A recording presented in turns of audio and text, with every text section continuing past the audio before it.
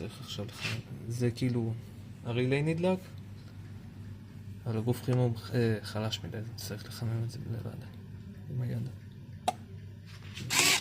עכשיו, השערים נפתחו. ופה, כשמעבירים אצבע, או משהו אחר,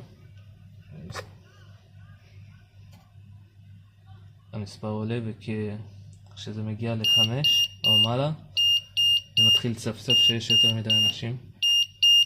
שנייה.